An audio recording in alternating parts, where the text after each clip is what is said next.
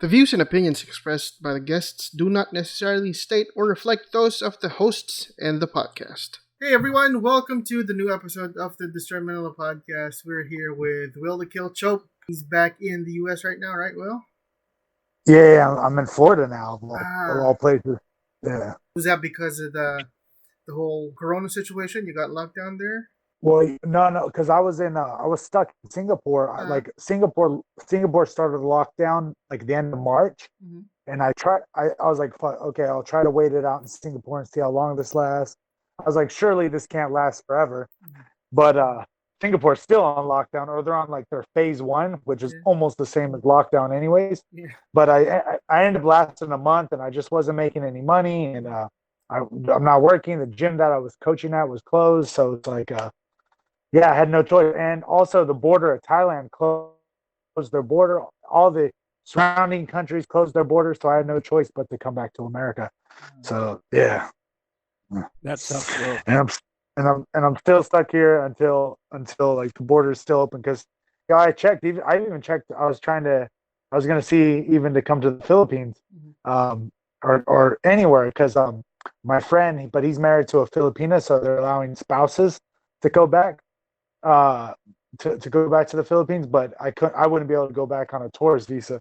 I asked my ate, I was like, "Hey ate, could you just say we're engaged and maybe I can come back and just like send a letter that says I'm engaged to you?" But nah, it was just a joke. I didn't do that. So But it would have sucked if you had come here, bro. You would have gotten into quarantine for 2 weeks with no food and no actual like. You'd be in a dorm type room. yeah, it would be worse probably. Yeah. So really, I'm just gonna wait until all the borders open and things go back to normal and there's no quarantine. So what's crazy is America has like 2 million cases, but America is completely normal. Like I was in Idaho, where my family was at, completely normal. I'm here in Florida, everything's open. Disneyland's back open. Events are going What? on. Yeah, yeah, yeah. So like, it's no big deal. Like in America, nobody gives a fuck. Like nobody cares. And yet there's a billion dead. Oh my god. So yeah, and Hey, then I was supposed to fight June 26th, but I was gonna fight for BKFC, but they just postponed their event to July 24th.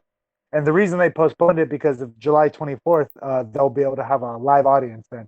Because the June Wow. 26th event was going to be no live audience, but July 24th will be a live audience event, and I'll fight then. So yeah, at least I can still fight, and I'm still training, and I'm in Florida now, in New Smyrna Beach, right next to Daytona Beach, which is like and yeah, everything's open, the gyms are open, and I'm here coaching, so that's kind of cool. that's cool, bro. We were talking like a couple of weeks back, or was that last week? You had to take on a job.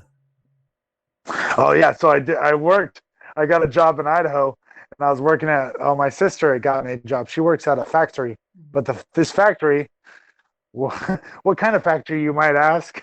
It's a factory Exactly. that just makes it just makes cardboard boxes. They just make cardboard boxes for like fucking Amazon, for like all basically all these other companies, these food companies. Idaho's very famous for potatoes, which is just lets you know how boring of a state it is. uh, but yeah, so all the potato products and stuff like that, this factory makes all the boxes for everything. And anyway, it was a good paying job, but I only did it for like a week, and then I got the opportunity to fly to Florida and coach here. So I took that in a heartbeat. I was like, yo, fuck this. This is not me. I'm not working at a factory. Yeah, it's like, So, do I want to fold boxes or do I want to train players? Like, it's an easy, yeah. easy damn Oh, decision, bro.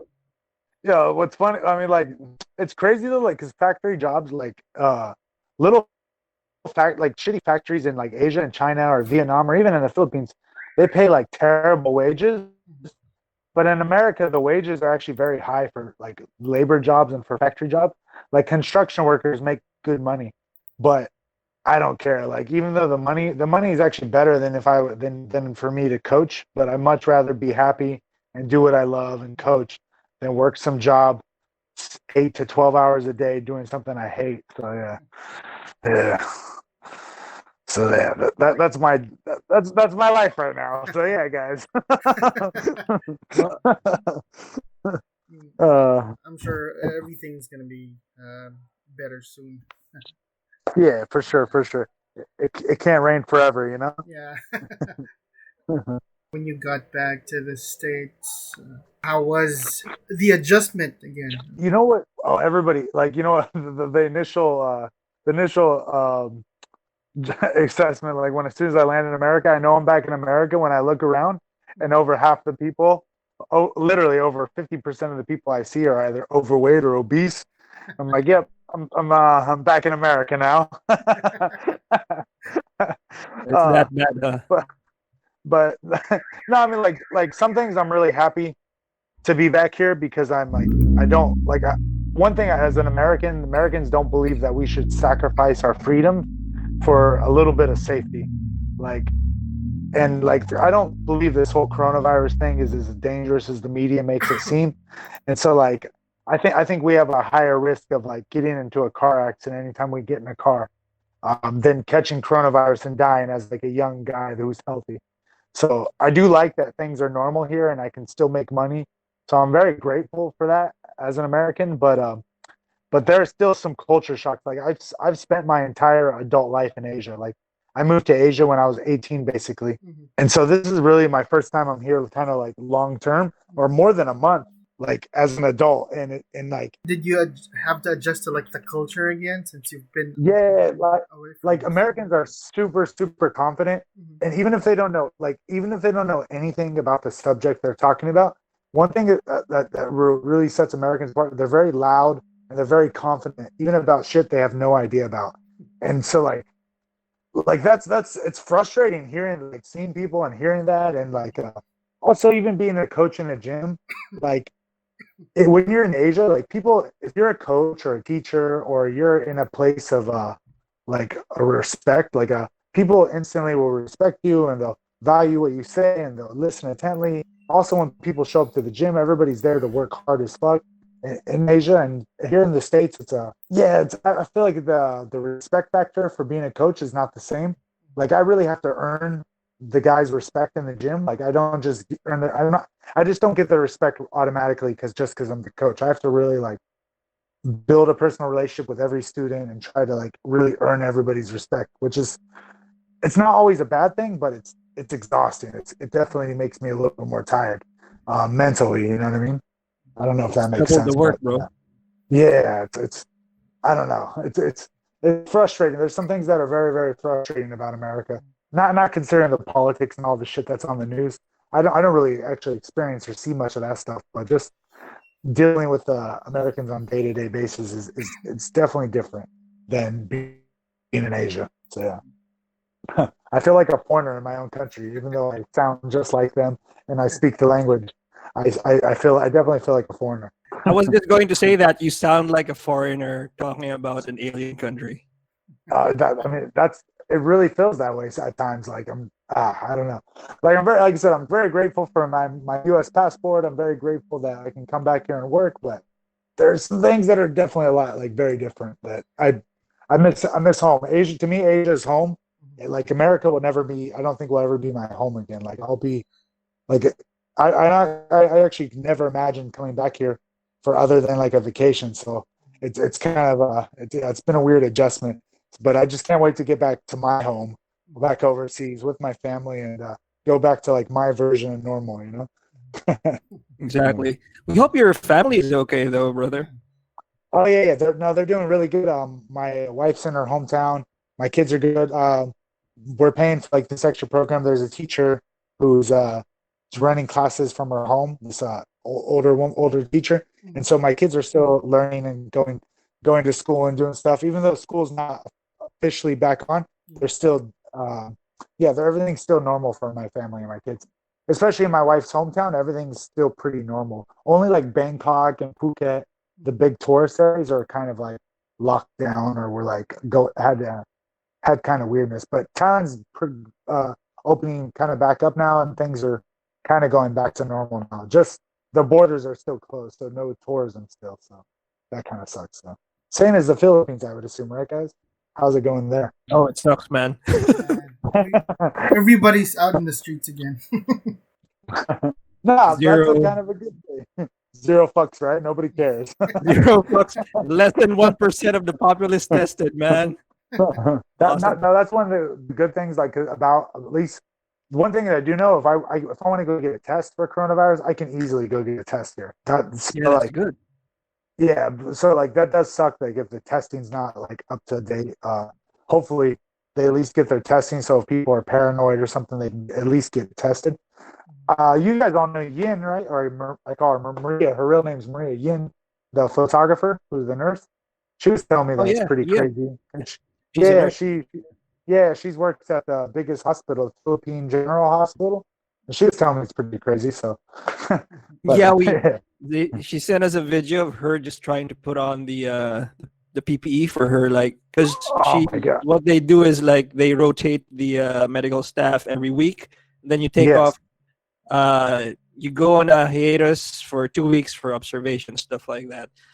So it's like at least they're not that tired, but that video just really drove home the point of, oh man, what these frontliners go through just to serve the people. yeah. She works in a full like hazmat suit for her whole shift. Yeah. It's crazy, and Philippines is hot, yo. Oh yeah. The suit I can't gets imagine. hotter. Yo, working in that suit. That's crazy. Yeah. Yeah, speaking of the Philippines, man, you were CC lightweight and featherweight champion. You've been all over Asia. Like, it's MMA, boxing, bare knuckle, Muay Thai, Anything. kickboxing, left weight. You're still the What best. else, man? Have you competed in Sanshu? Yeah, I've competed in pro sanda only one time, but that was in China, mainland China. But I've done amateur sanda as well, which all it is kickboxing with Yeah. throws. Oh, Yeah. okay. So yeah, like it's just kickboxing with takedowns, and also you're in this like a little circle, and if you get pushed off the platform, you lose like big points. But as long as you stay on the platform, it's a straight up kickboxing fight, just like with a little clinch and if the guys are trying to take you down and throw you. So it's kind of scary. For me, I don't kick. Yeah, well, I just didn't kick because as soon as I kicked one time, he threw me down. So I was like, okay, I guess this is just a boxing fight now. So because I was scared to kick at because anytime I kicked him, the guy was very good at catching my kicks and throwing me. So I just boxed him and clinched and did like dirty boxing, and it was fine. Yeah. Okay.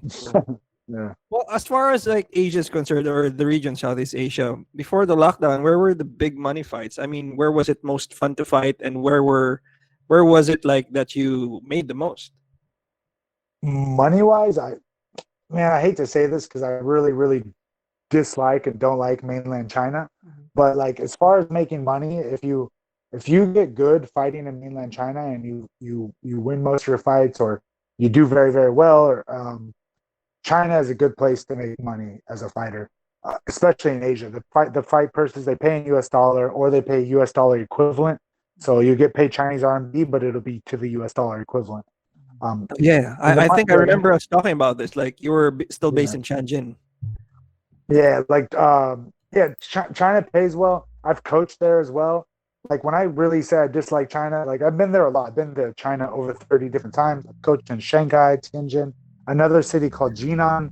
I've coached in different places of China, and I've seen it all, like what they have to offer. So but I mean, like even though I make more money in China, I still like I really disliked fighting there. Everything's always against you as a foreigner. Like they're very nationalistic, and the judges are always going to be against you.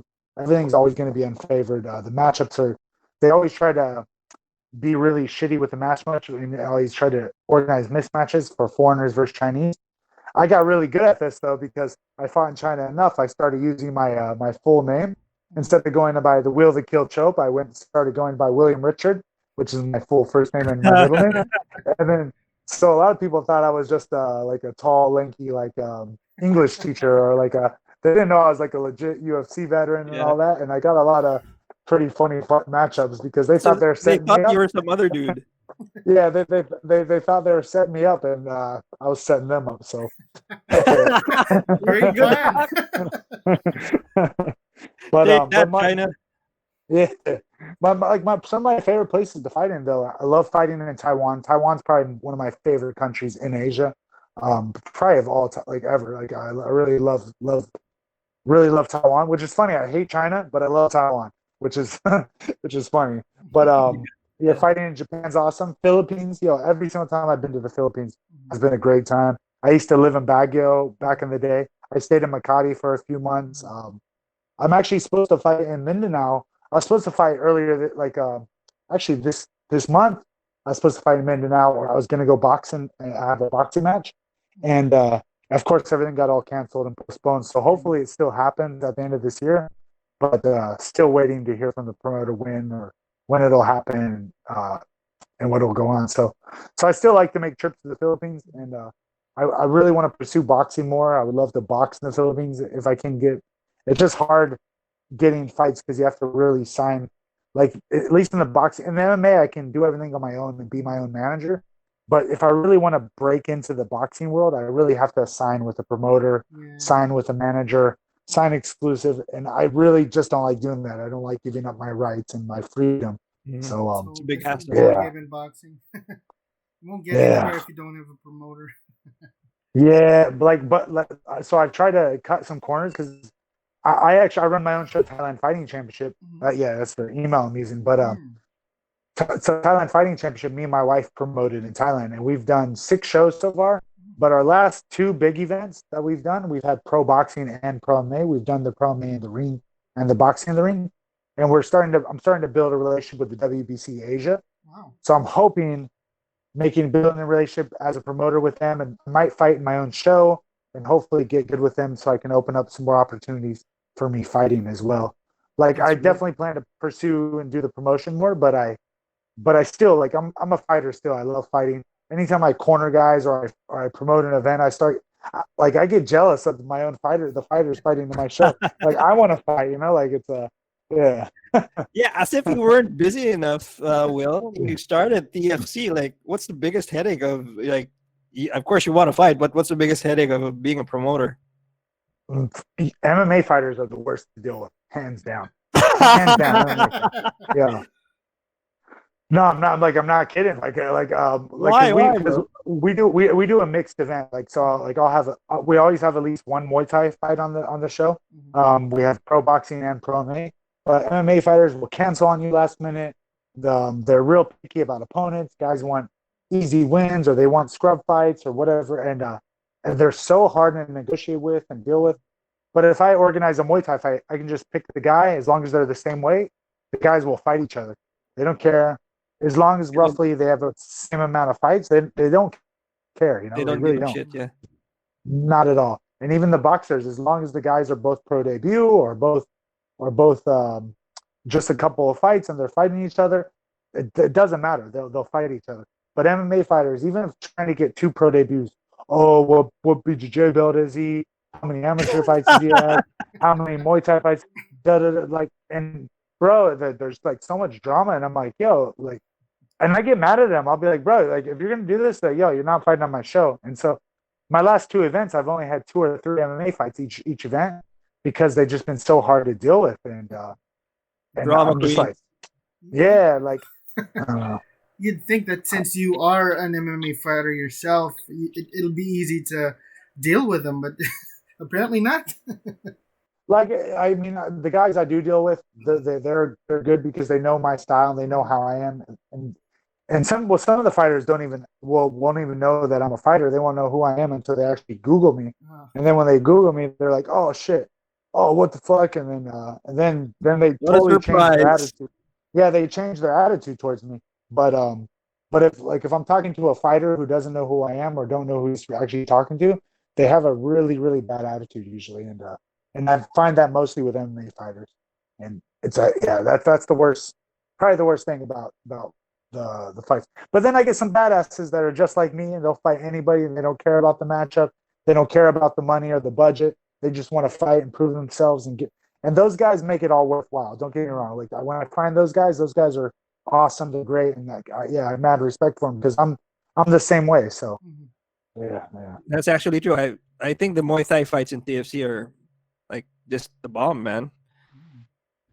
Yeah, it's a lot of fun. The Muay Thai is probably gets the most excitement from the crowd because everybody still loves stand up at the end of the day. You know, when it goes on the ground and everybody's in a Muay Thai stadium and like the guys are stalling on the ground or somebody's stuck in the guard, and still even a lot of the fans in Southeast Asia are still not super educated. So That's true. MMA is still a relatively new sport in Thailand. So as the fans and even as the tourists, because there's a lot of tourists that watch fights as well, and when they watch MMA fights, they don't really know what's going on when it's on the ground. So yeah, it's cool. So when there are Muay Thai fights or there's boxing fights or when the MMA fights are on the feet, of course everybody's going crazy. That's true. Yeah. There's a thing in the Philippines as well. Like we have Team Lakay, of course, that the superstars. But when it hits the ground, for some reason, people just boo. It's like stop hugging him, stuff like that. It baffles me every single time. Because Filipinos boxing country, yo. Yeah. It's like, guys. Yeah. No, but like what Lakai's gotten so much better over the years.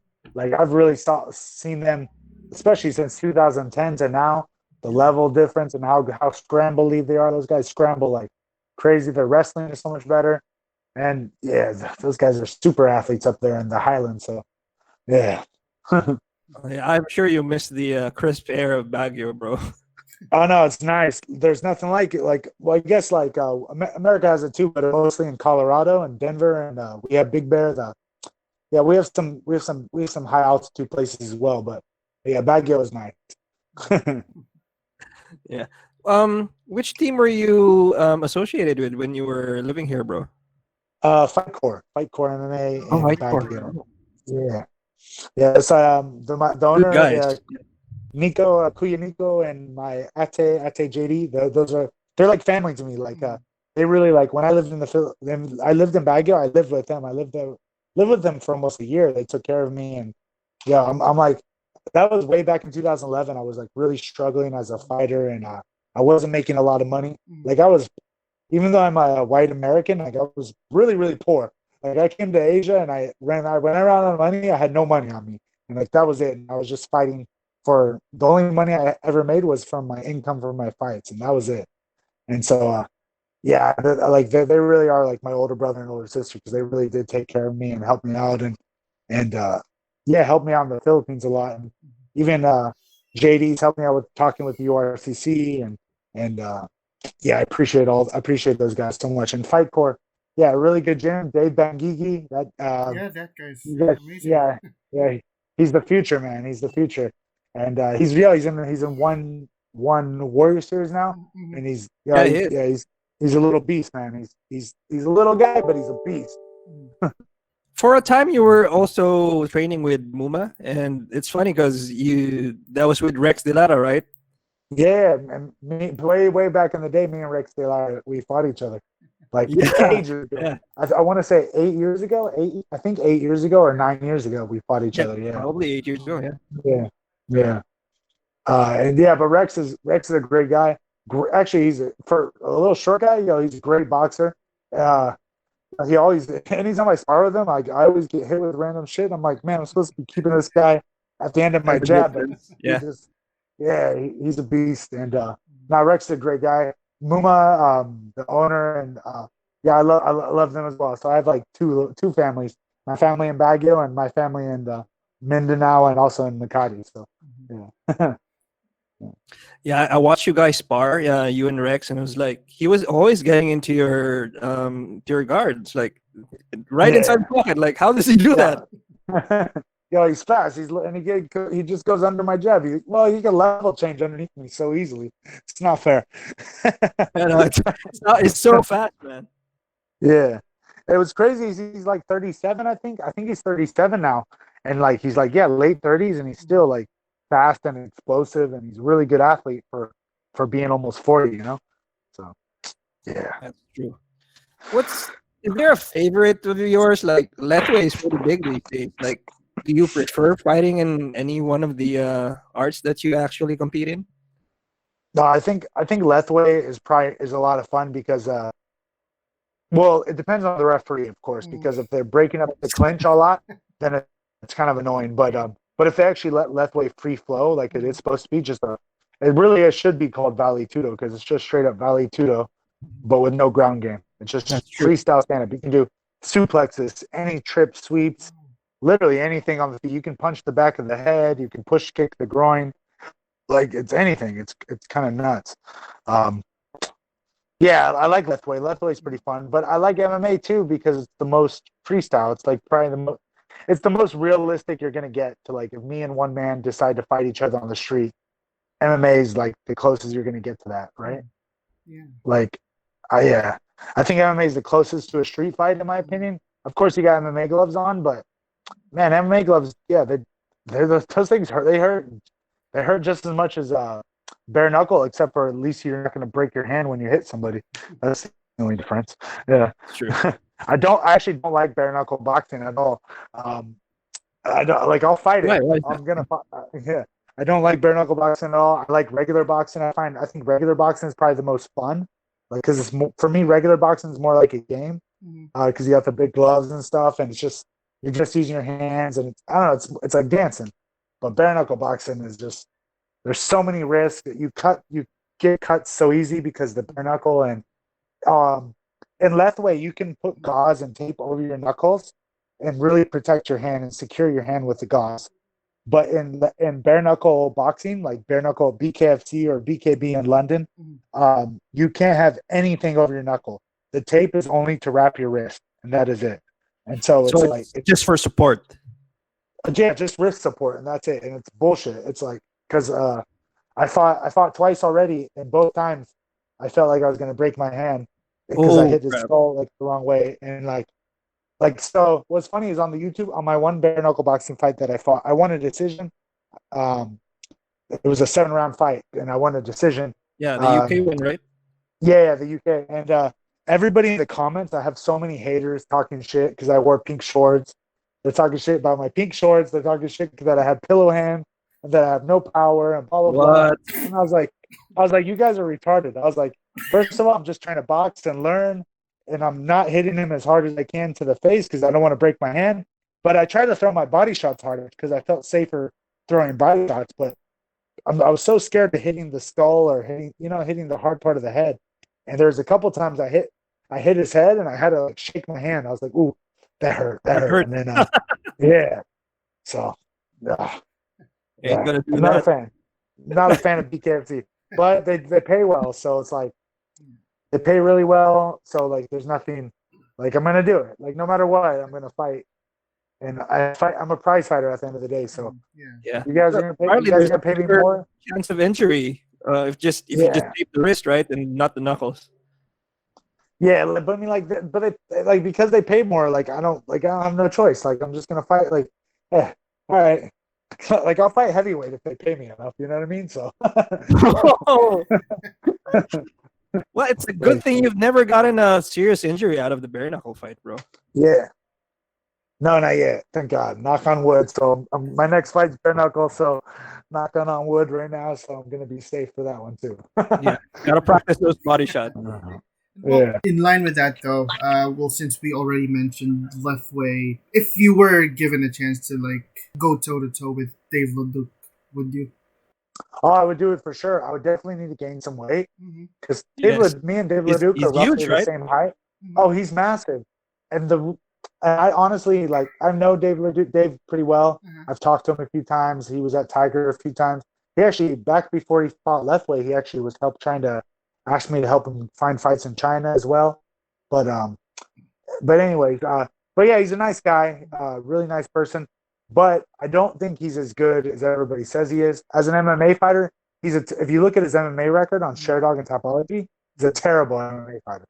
And as a Lethway fighter, he's done so well because he's so big and so long, and he's always fighting guys he's much bigger than, and that's my opinion. He's fought 2 guys roughly the same size as him. Like he was already favored to win against those guys. It was like those guys had no experience fighting bare knuckle before, because it is different learning how to strike with bare knuckle and like also knowing where the headbutt is and stuff.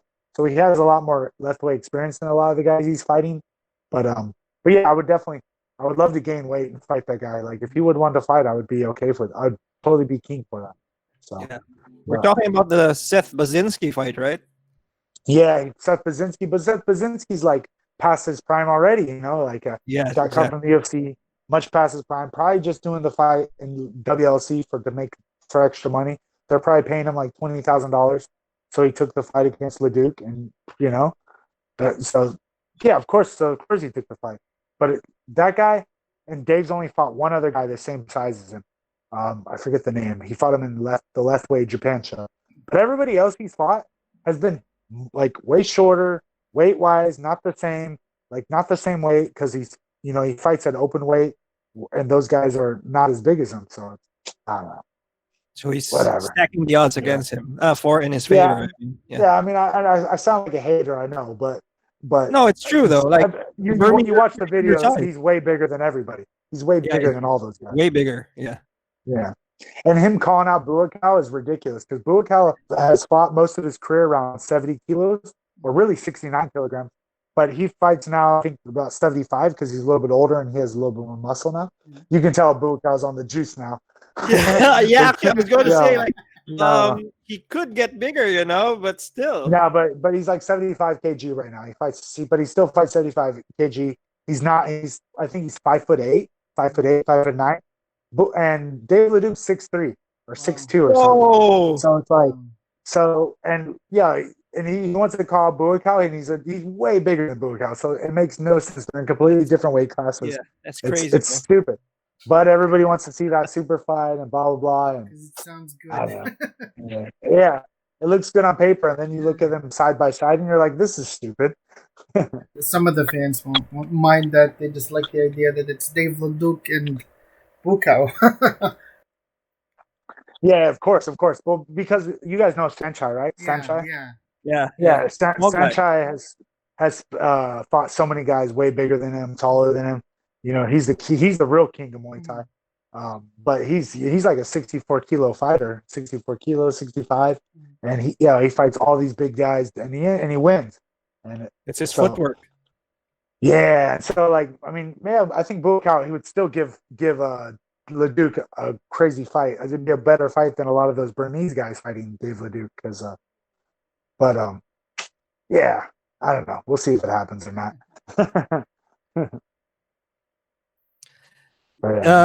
You talked a while back, Will, and you did mention when you were in the UFC that Max Holloway, like he gave you quite a few lessons, like, and apparently you gave him a lot of trouble too, as evidenced by that interview in the Joe Rogan show. I only gave him trouble because I was so fucking tall, I think. It's like I would like in one regard I was happy I was mentioned on Joe Rogan podcast, but on the other regard it's like, wait, he just said I was the hardest guy to train for because I was so tall. It wasn't like he was giving like mad respect to my skill or it was nothing. kind of a backhanded thing, right? Yeah, it's like it's not like that I'm like this great fighter. It's just I was a really tall fighter. But yeah, it's funny because everybody talks about the Holloway fight. Even here in Florida, a lot of guys are like, oh wow, you fought Max Holloway, and a couple of the guys at the gym here have already watched the fight. And I'm like, fuck, it's a memory. It's like 6 years ago. Yeah, that was like ancient history for yeah, fight. I'm like, that was literally for me, like I think I've already had like 60, 70 fights since then, probably. Yeah, it must have been. Yeah, I've probably fought 60 more times since that Max Holloway fight, if not more. I have 118 different fighter now. Yeah, like I'm a completely different fighter. Like me and Max, I think me and Max are roughly the same age, or I'm like a half year older than him. But yeah, Max, he definitely gave me a lot of lessons because he had already had 6, 7 fights in the UFC by the time. A lot of people don't remember, like when I fought Max Holloway, it was right after he lost the decision to Conor McGregor. Yeah. And then I fought Max Holloway. And yeah, I think he just had a lot more experience at that higher level because anytime I hit Max Holloway, I won that first round, but anytime I was hitting him, he didn't lose confidence. He stayed game. If anything, he became more intense as the fight kept going. And even though I was hitting him in that first round, it didn't phase him. But every single time he hit me, it ended up phasing me. It knocked down my confidence. And that was a huge, huge lesson to let know that, this is really the UFC. Like this is, I'm fighting at the highest level right now, and I'm not going to break these guys as easy as I break like booking guys in like the regional divisions and stuff. And Yeah, because up until that point, I was 19-5 as an MMA fighter, fighting Max Holloway. And up until that point, I probably only had like maybe 2 high-level wins, like really high-level wins at that time. Everybody else was pretty mid-tier on my record at that time. But I had a 14-fight win streak, and out of those 14 wins, only like 2 of those guys were actually like real high-level guys. And Max just spent his whole career fighting high-level guys from the very beginning, and that was the huge difference. And yeah, I've definitely learned a lot now. I know, like, no matter what, I'm very comfortable being uncomfortable now. I can be losing a fight for 2 rounds and getting my ass beat, but I can still come back and fight hard in the third round and still choke you out or still take your back and still win a fight. And I've definitely proved that in fights after Max Holloway. That's happened before where I've lost 2 rounds and then ended up getting a submission in the third round, or not letting a little bit of adversity in the fight affect me and make me become desperate, because that's what happened. I got desperate. He hit me real hard at the closing at the first round, and I was like, oh no, I gotta take this guy down. I gotta clinch. I gotta go take down. I got really desperate, and then he started picking me apart, and maybe I got emotional. I don't know what it was, but I just remember being desperate, trying to go for that takedown, and I was just getting picked apart. But if I would have stuck to my game plan and just stayed long and still kept striking, I would have probably still outstruck him like I did in the first round. But yeah, that's what happens when you get desperate, and that's just Yeah. a level. Don't be too hard on yourself, bro. It was Max. Yeah.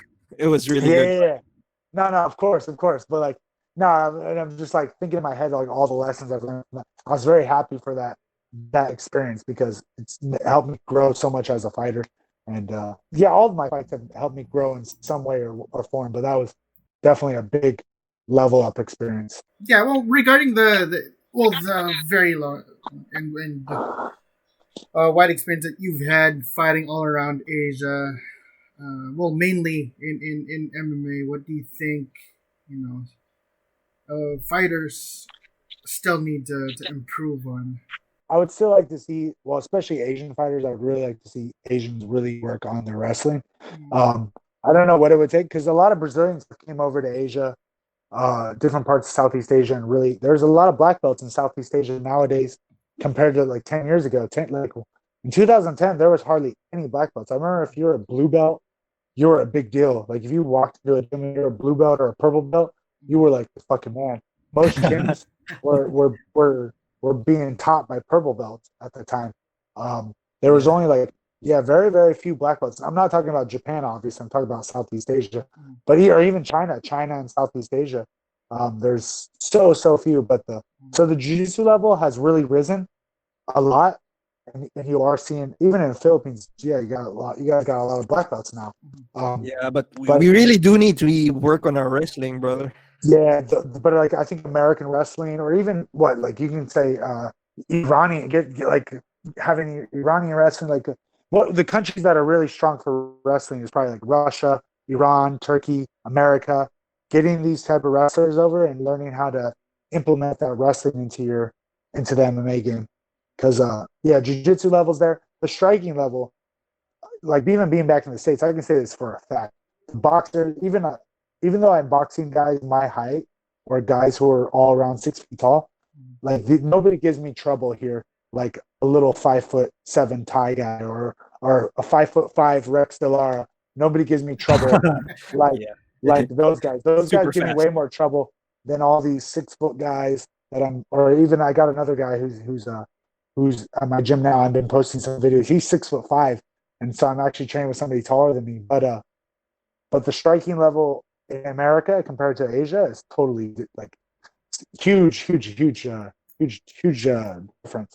Yeah, obviously not in the UFC, because the UFC guys, those guys who dedicate their whole life to, they put it together. And there are some really good American boxers, but it's so spaced out. But everywhere you go in America, you always will find good wrestlers.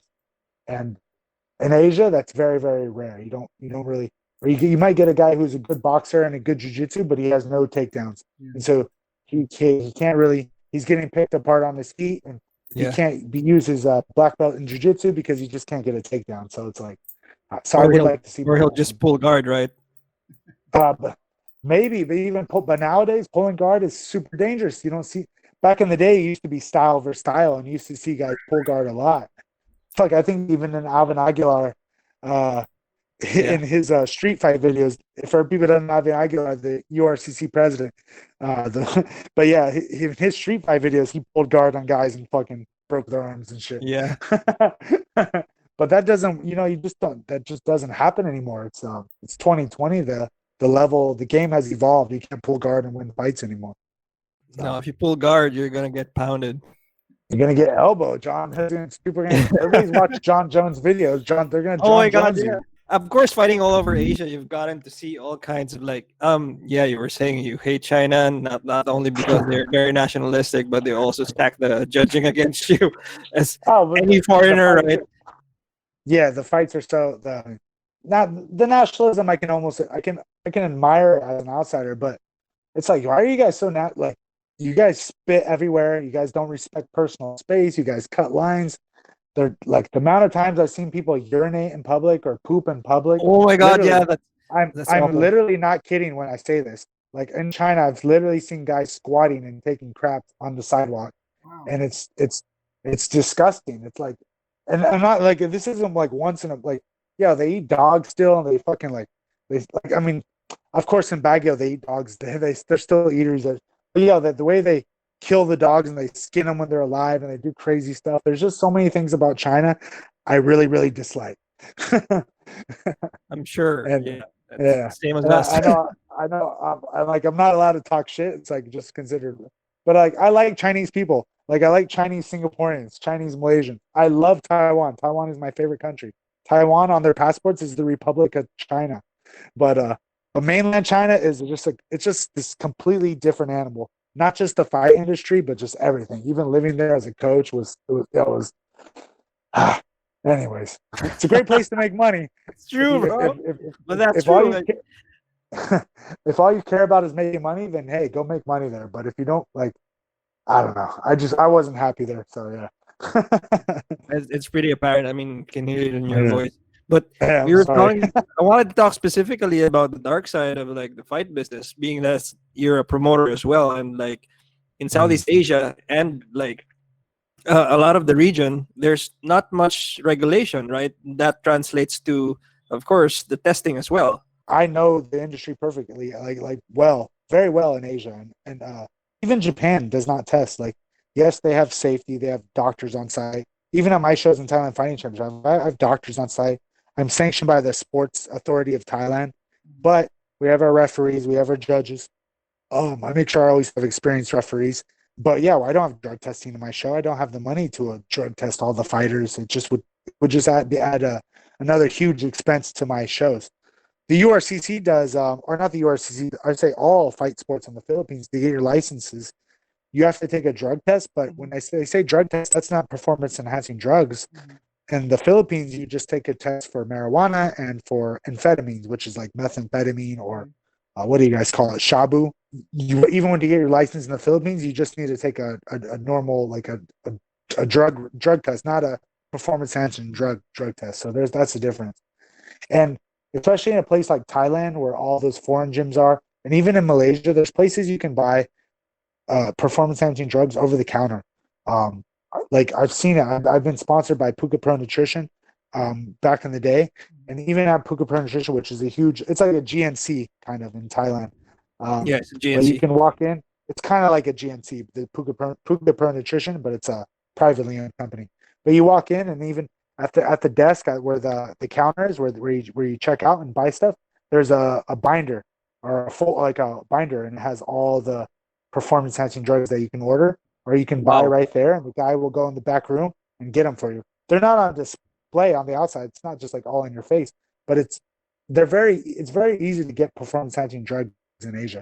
And so that was like my big beef with One Championship, because they were lying, saying they're testing people, and they're not. They're definitely not.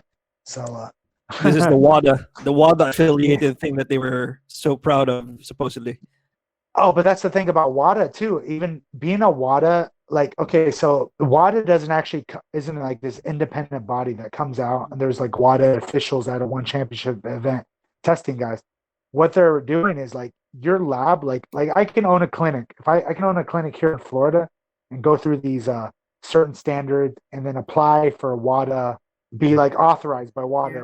where I could and Yeah, then an now my affiliation clinic, or something. yeah, I get it's almost like an affiliation, yeah, or like sanctioned by them or whatever, and then I can say my clinic is a WADA lab, and so what I drop names, but I won't drop names right now because I don't want to get threatened to get sued again. Who knows will listen. But No, don't worry so about there's it. Yeah, exactly. but there's this Taiwanese doctor who's been working for one championship for a very long time, and this doctor has a lab in Taiwan, right? His clinic, and so he's been working with one championship way back when one championship used to be martial combat. I'm not sure if you guys remember those days. Yeah. Well, that was way back, man. Way back. So this guy's been working with one championship for a long time. He's always a doctor on site. He's always at a lot of the events. I know him very well because I used to fight in Taiwan. I used to live in Taiwan as well. I've lived all over Asia, so it's funny. I've met a lot of people. But so anyways, so what they were going to do is get his clinic because he's a doctor and owns a clinic in Taiwan, and they can make his clinic certified a WADA lab, right? Now this doctor that's been working for one championship for 10, 12 years or however long, now his clinic is a WADA lab. So that they can do is now they can take the drug test from the fighters, send the drug test to his lab, and now it's actually him who's doing the testing. So it's not like it's a third party testing fighters. It's still a conflict of interest. Yeah, it's a huge conflict of interest. A huge conflict of interest. That's just like it is a huge conflict of interest to have Matt Hume as a matchmaker and Chatry, the owner of Evolve, as the promoter. It's like if Greg Jackson was the promoter of the UFC. It makes no sense, you know. It makes no sense, even with the Evolve thing. Yeah, because it's always evolve and evolve everything, and even when fighters start doing well and getting good, even if they're not an Evolve fighter, if they start beating Evolve fighters, they always get offered to train at Evolve to get sponsored by Evolve, and there's even fighters who have switched camps and went and started working and being full-time Evolve fighters after they started doing really well and winning. So it's like, yeah, what the it's weird, but like I said, I'm being a huge hater because who am I to say? I mean, Chatry's a billionaire apparently, so he can do all this. This is his passion. He wants to have a super gym and a super promotion, and he wants all the fighters that do well in his promotion to be at his gym. And if he can afford it and pay for them, I just hope the fighters are making good money and making the right decisions and not signing their careers away. And yeah, but well, we do hope that that's the case, but a recent investigation by Bloody Elbow doesn't actually bear that out, bro. Like, apparently they're losing a lot of money.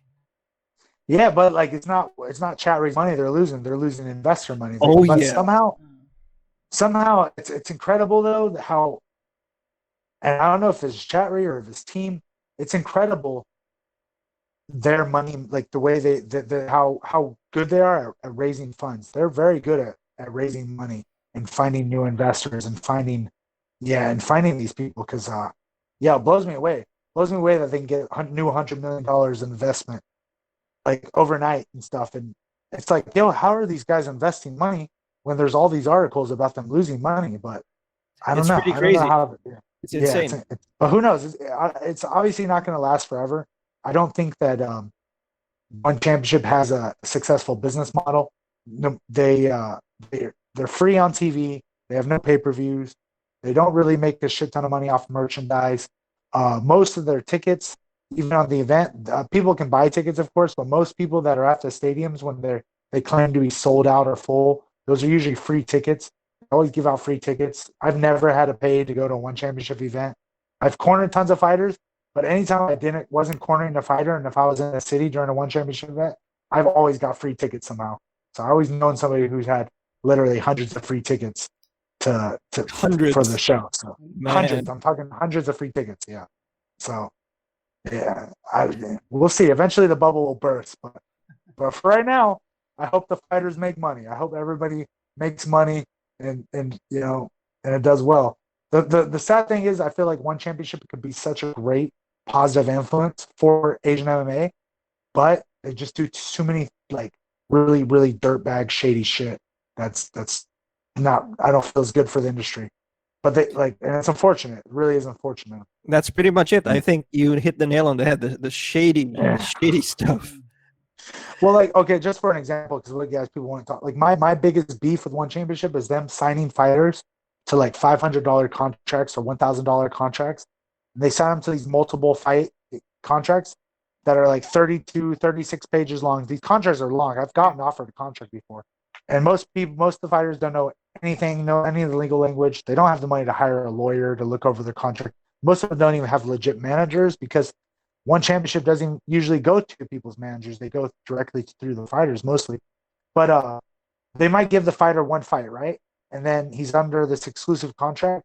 He can't get permission to fight in other shows. And they put him on the shelf. They got him on contract and they don't give him fights. And that's my biggest problem with one championship. They won't give this guy fights. He's locked into a contract for 2 years. He's only had one fight. And they won't release him from the contract. And I I think find you're that right. Like disgusting. recently, Cosmo Yeah. Alexandria was on Twitter bemoaning that. Yeah, no, it's disgusting. It's super disgusting. It takes away their ability to earn money. And anytime those guys threaten to, like the fighters threaten to like violate their contract or leave or do their own thing, one championship lawyers mail them probably the same letter I got mailed about they're threatening to get sue them and stuff. And so when you got this multi-million-dollar or apparently in $1 billion industry threatening to sue you, I have to take it seriously. You have to take it seriously because they got more money than you. And because they got more money than you, in the way the legal system, unfortunately, they'll probably win because they can pay to win. Like it's like that's how the Yeah. legal system's the legal system is set up for rich people to win. It's not set up for poor people to beat the big guys. It's unfortunately. So It's just going back to the thing, the beef you had with one championship code. We'll put that in quotes, like, because when you put that statement out about the water thing, what actually happened was the CEO Chatri came out with a post saying that he doesn't want beef, and he's actually praising you and stuff like that, and he's sure that his company and his team have made mistakes, but they're trying their best, yada yada, stuff like that. And it seemed like it was okay, and then a couple days later, contrary to the statement that Chatri had, they sent you a cease and desist. yeah, it's funny. Yeah, cease and desist. They had a bunch of people from one championship's staff messaging me privately, telling me to delete it, that I'm wrong, and basically threatening me to delete it and stuff like that. But yeah, I just can't keep my mouth shut. If I see injustice or I see something wrong or something unfair, I'm gonna call it out. And if I don't like it, I'm gonna say it. People are gonna like know what I think, and yeah. And even though chat, like you said, when Chatry commented on my post, he's the one who actually brought so much attention to it. I shared that thing about That's water on true. my That's true. private Facebook account. I didn't share it on my page. I shared it on my private account. He commented on my private account. It got hundreds of comments. A bunch of people shared it. It got news articles because he commented on it and brought attention to it. And then yeah, boom. And then they're threatening me to delete it. Crazy. And how about they Yeah, just go true. their way, I go my way? You just leave my friends alone, treat my friends well. So I have a couple of friends that won championship that love it. That love one championship. They're happy to be signed. They're grateful. They make decent money, and I'm happy for them. But it's just like Good you for got a them, few right? fighters who, yeah, it's like you got a few fighters. That's the minority though. A small handful of fighters and the evolved fighters get treated well, and the rest are like a lot of guys are put on the shelf. And I'm not okay with it. I'm not okay with that, especially as a guy who's I've been like non-exclusive nearly my entire career, fighting for a living. And when I meet other fighters who say they want to do what I do or fight for a living, and then I see them stuck into some bullshit exclusive contract, I'm like my heart hurts for them. I feel sad for them, like because this guy, he's locked under a contract. He can't get out. He has to work a real job to support his family or support himself, and he can't do what he loves. And like that drives me nuts. The sad thing is, it's Yeah. just not just that one promotion. It happens all over, especially here in Oh, boxing, right? yeah, boxing especially. Like that's why I said that's like I'm really, really careful who I'm going to fight for in boxing because the boxing industry is a whole lot more shady and corrupt than the MMA industry by far. It's probably because there's so much gambling in the boxing industry and there's so much money. That's probably why it's so much more corrupt. But also that's why there's so much more money in it too. There's still to this day there's more money in boxing than MMA. Anthony Joshua, Anthony Ruiz Jr. Those guys make way more money boxing than the main event. Than Tony Ferguson and Justin Gaethje made. You know what I mean? Like Tyson Fury. That was Yeah, a good those guys. fight, though. We all know for sure it's great fights, but those guys didn't even make $1 million. Tyson Fury. Sorry, Tyson Fury probably made $20 million for his last fight.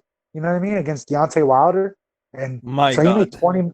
20 million, and then Tony Ferguson probably made maybe 700,000, maybe. Wow. So it's a huge difference, So Much being paid in peanuts. but I mean, it's still a lot of money. 700 grand is still 700 grand, but it's not 20 million. Yeah, it's not 20 million. Yeah, so you think what John Jones and some other guys in the UFC are doing with trying to get more from their value is just right? Oh, it's 100% right. Because if they should be getting a much larger percentage of the pay-per-view buys when they are fighting on pay-per-view. No, they shouldn't be like those guys might get $1 per pay-per-view buy, which is still a lot. So if there's 1 million pay-per-view buys, they might get $1 million, maybe. But man, let's put it in perspective. When Mayweather fought Conor McGregor, Mayweather, how much did he make? He made almost $250 million. He made 250 Way more than Conor, definitely. $300 million probably. But Mayweather is his own promoter though. He promotes his own fights, so he's getting a huge percentage of the gate, of the ticket sales, of the pay-per-view buys.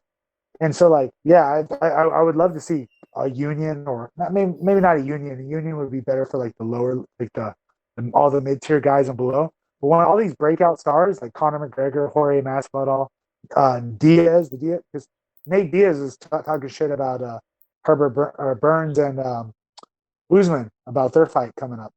And he was just like, "Oh, you guys took any offer they can give you, and you guys are bullshit. Like not looking out for the fighters, your best interest, Because Diaz, they want millions. They want Masvidal wants That's millions. And if they bring in the money, I think they deserve it. Like they but yeah, who knows? It's sad that sometimes statements from Nate get pushed down just because it comes from Nate, but he does have a lot of really good points. Yeah, because he's a gangster. That's why he's like a gangster. So he says shit. He's like never politically correct, So he never. They, like you said, they get watered down. They don't get taken seriously when they should. You're probably one of the guys in Asia that really know the fight scene so much.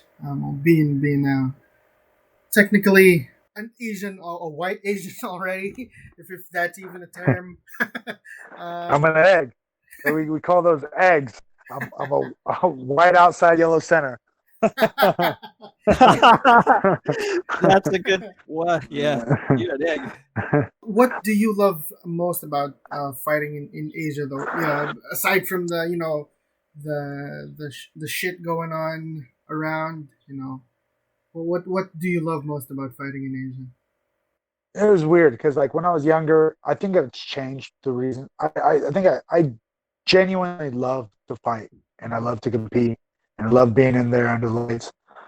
Maybe my ego was like when I was younger, my ego probably liked the attention more, and I cared about that stuff. But nowadays, I don't care if I fight in front of 100 people, if I fight in front of 20,000 people. I don't care. I just want to fight. I just want to compete. I definitely like in Asia because the fans are usually a lot more respectful, much better fans and nicer and more respectful in general, especially compared to Western fans. Some of the worst fans I've ever seen or experienced have been in England. England probably has the worst fans ever. Just fighting in Asia it's awesome. I get to travel and do what I love. Like I love to compete. I love martial arts. I love boxing, fighting, and yeah, fight. It doesn't matter where I fight. I'm still gonna love it. But fighting in Asia is just it's nice because I'm fighting at home. Like Asia is always home to me, and the best thing always like when I'm like in Phuket, for example, when I'm in Phuket, I can drive my motorbike 20 minutes to the Muay Thai. Like when I have a Muay Thai fight booked, I'll drive myself on my scooter literally an hour before the show starts, wrap my hands up, go fight, scrap, and then I'll then after the fight finishes, get paid, and I drive home. crawl in bed with my kids and with my wife, and everything's it's awesome. And I go to sleep, and that's it. Like there's nothing that beats that feeling. Um, but yeah, and I can only do that in Asia. So like, and I think also probably more so this probably will appeal more to the West, like Westerners. If any Westerners are listening, I love fighting in Asia because I can actually make a living fighting and coaching in Asia. Like I can actually pay all my bills. I live like a generally like, and I don't have any other income. I don't have a rich family. I come from a very like a lower middle class family here in America. Like my family, when I ask my mom if she can send me money, like when I've had problems, she'll send me like $40. She'll be like, here's $40.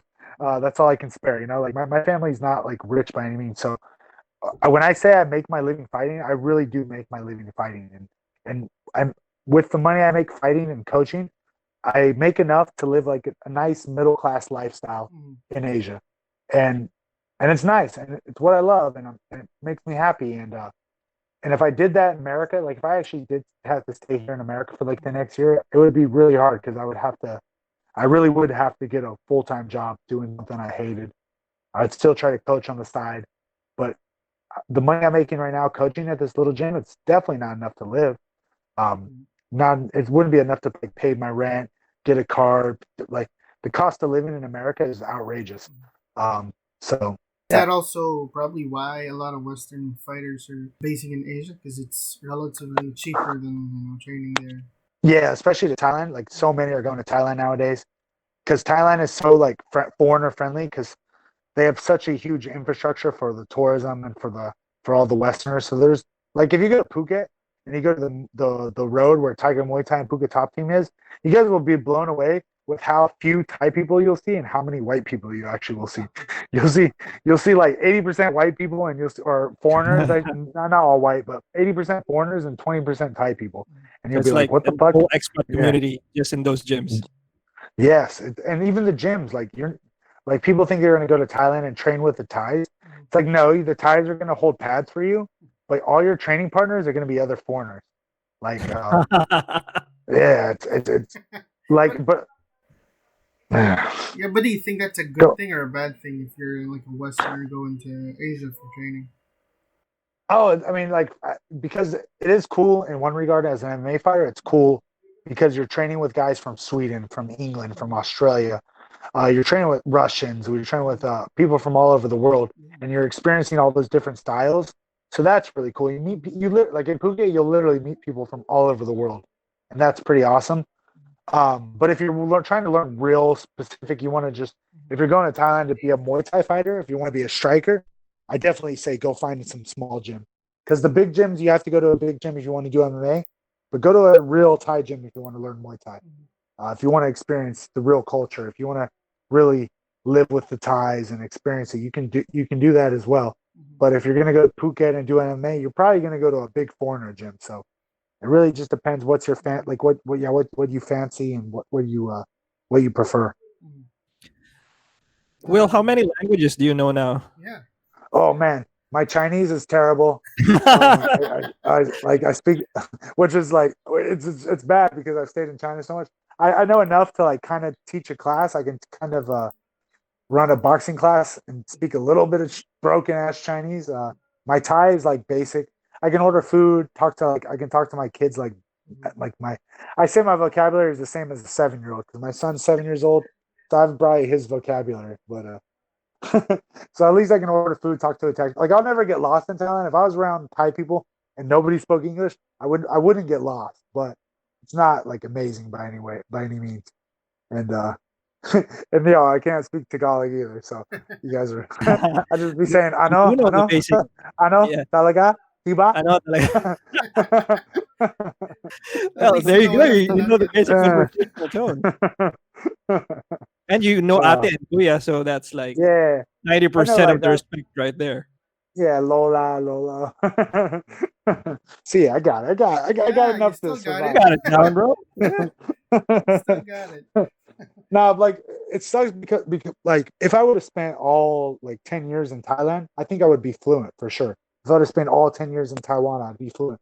The problem is I'm always a few months here, a few months here. Like I go to Malaysia, Singapore, which they speak perfect English. Philippines, everybody speaks English so well in the Philippines that like it's almost hard to learn Tagalog because if I do try, people are gonna correct me in English anyway. So it's gonna be like It's all our it's like American movies, brother. yeah, it's Hollywood. Hollywood's everywhere. I've been to Australia, New Zealand as well, and so like I'm always bouncing around and stuff, and all the big international cities, like the capital cities, most people speak English anyway. So it's like yeah, it's hard to learn.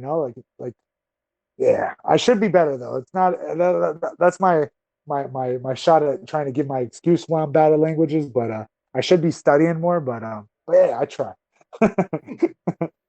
Well, the local movies and TV shows are always a good start. Yeah, but some of the acting is so bad. Yeah, Yeah, I've watched them. Because my it's son awful. loves to watch there's this dumb Thai like comedy show, but it makes the Three Stooges look smart. I swear to God, it's a stupid comedy show, and my son loves it, and it drives me nuts, and it's so retarded.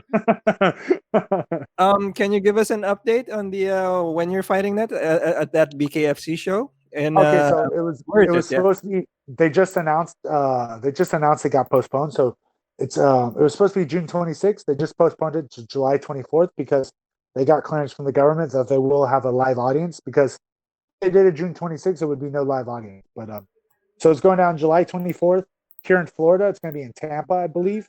You guys are hearing it first. I'm fighting a guy named Joe Elmore. He's another MMA fighter. He's shorter. He's 5'8". I'm 6'4". So and we're fighting at 170 pounds. Usually I fight at 155 nowadays because back in the day I used to fight at 145. I moved up to 155 permanently, but I've been dabbling at catch weights. I've been doing a lot of catch weights lately, like 160 or 165. But because we only got 3 weeks notice for the fight. I just found out like a little over a week ago that I was going to fight June 26th. But yeah, so it was 170. So because he also fights at 155, but whatever. The contract, we're both fighting each other at 170, and it's going to go down July 24th. Right. BKFC, bare knuckle boxing. Does that mean you won't be cutting weight? No, not cutting weight at all. I'm going to be yeah. You guys will laugh. I think I had like these 2 huge cinnamon rolls today. I drank a bunch of soda. Like my diet is shocking. Thanks, Will. Where can they find you? All right, guys. Yeah, thank you guys. I destroyed Manila. I really appreciate it. I appreciate being on the podcast. And yeah, you guys can just find me on Facebook or Instagram. If you guys just type in Will the Kill or Will the Kill Chope, I should pop up. Yeah, Asia Will the Kill. Yeah, and yeah, you can follow along. You can follow my stories. I post a lot of stuff from me training and coaching in the gym and whatnot, and just stuff about Florida now. So, and yeah, you'll see a lot of stuff with my family as well. So, give me a follow, guys. I appreciate it, and thanks for having me on, guys. I really appreciate it. Thank you very much, Will. Thank you, Will. How about you, sir. TFC? Any upcoming announcements? Okay. Oh yeah, Thailand Fighting Championship. We will likely we'll try to do one more show at the end of this year. Obviously, it's going to depend. I won't know for sure until I get back to Thailand. The government hasn't announced when they're going to allow the borders to open back up so I can go back. But as soon as I do get back, I'll make another announcement on the TFC page. But for sure, we'll have at least one more show this year at the end of the year. We only had our one show February 15th this year. Well, we did 2 small fight nights, which was like, it was all Muay Thai and 1 MMA fight. So we did 2 events like that. And we had 1 big show with 3 MMA fights, and we had 1 Muay Thai, and we had some boxing fights. But yeah, we'll have another mixed event at the end of this year. So stay tuned for that as well. But just give me some time to announce that because we have to wait on the government. All right.